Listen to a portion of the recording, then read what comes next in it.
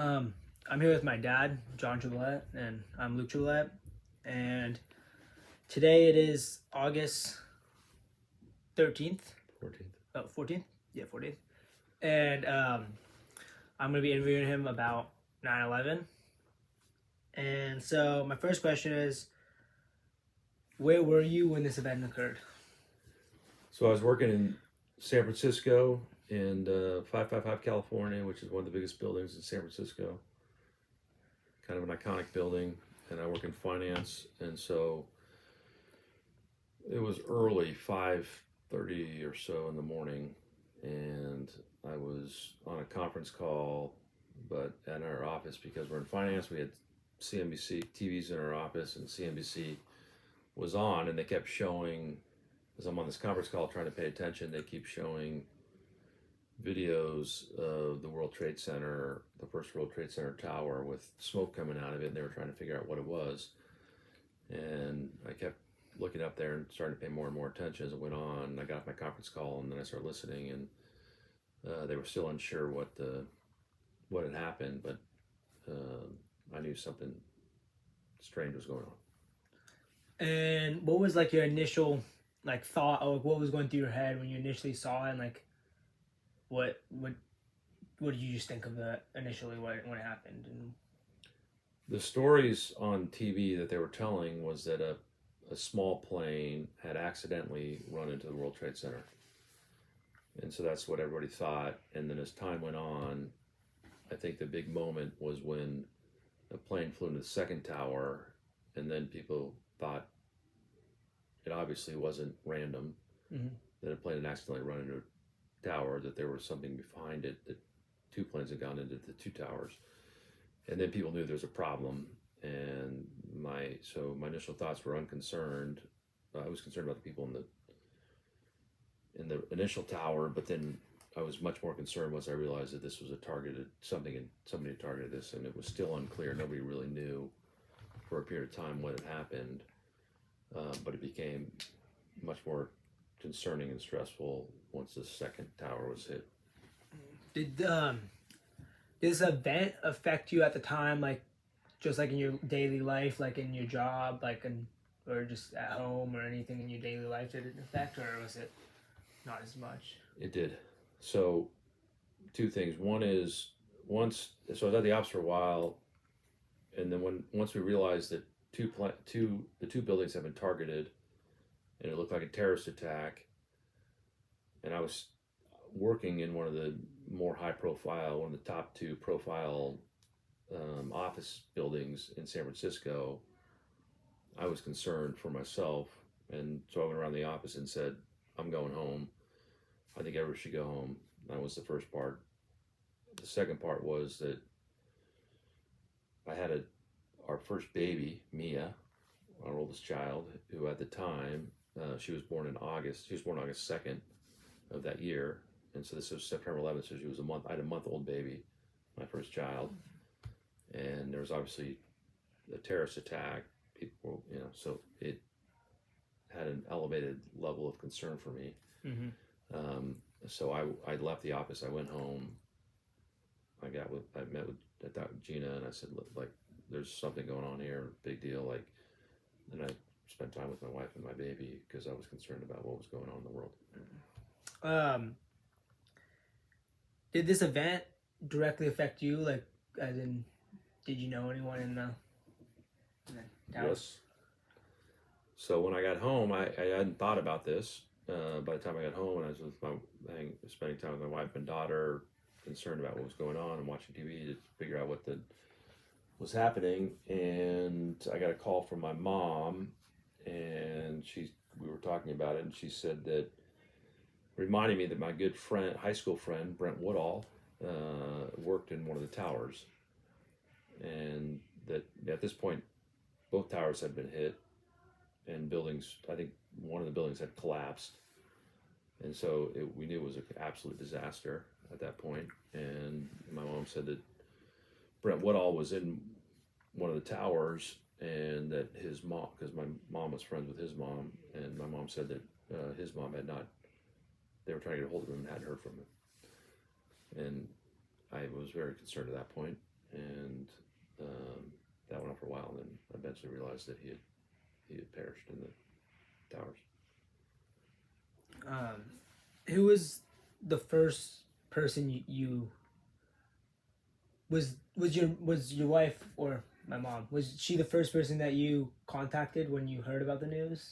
Yes. Of and you would you say who was it? I would say that when again, it took probably 45. It probably took an hour before I figured out that there was a real problem. I thought it was a small plane that accidentally hit the towers. Once I figured out there was a terrorist thing going on, yeah, it was my wife, and I told her this was going on, and I'm coming home, and so she would have been the first person I would have contacted. And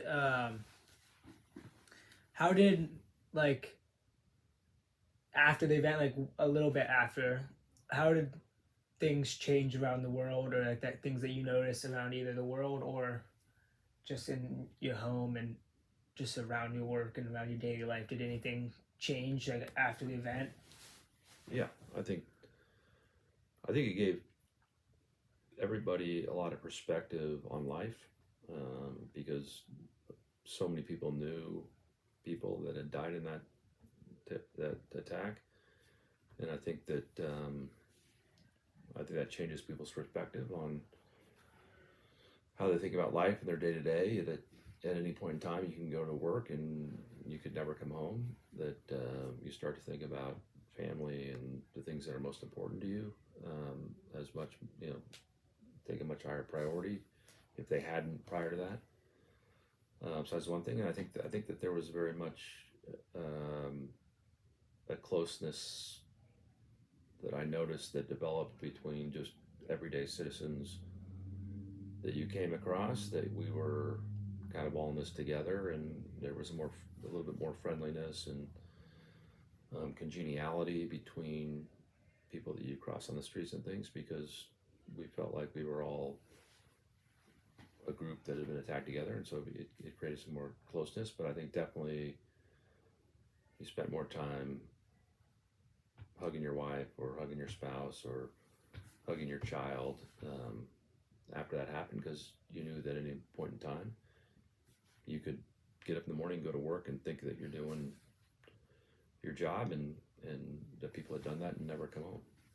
What would you say, like, after it was, I mean, obviously you were upset and stuff, but did you have any other emotions that you wouldn't, like, that wouldn't be as obvious, like anger or anything like that? Yeah, anger for sure. Yeah, I was absolutely angry. It was horrible, and I think for people particularly people who knew someone that was in that situation, my friend Brent Woodall, he had a wife, and a pregnant wife at home, with his first child, and never met his first child. So that makes you angry. Yeah. It makes you angry at whoever you think caused it, and whatever group of people you think caused it. So you're angry. Mm-hmm. You're sad. I think the positives are that you get a better perspective on your life and the people around you, and you care more, and probably that's a perspective that everybody could use at all times in the world. But there was certainly anger on top of sadness. Mm-hmm. And were you nervous to get on a plane afterwards, or what was, like, were there no planes after? Like, what was? There was a long period. I think there was a period of time where no planes flew. But I don't think I ever felt that nervous about it. I think that what happened afterwards is there was a lot more security around people getting on planes. So there was sort of a feeling of maybe things being safer than they were prior to that. But at the same time, you never really knew. But I am a believer that I don't get nervous getting on planes when planes crash at time to time, because I think in the end, God decides when you live and when you die, and so I don't spend too much time concerning myself if I've got to get on an airplane. That if God wants me to die, I will die, and if He doesn't, I will live.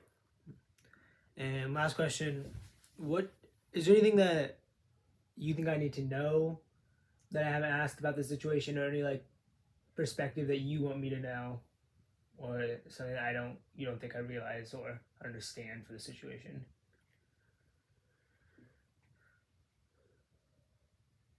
I think that um, I think having a perspective on your life and the things that make you happy, and the things that are important in life, like your family, your faith, the people that your friends, the people that you're with, is more important than a lot of things, because you never know when it all might come to an end.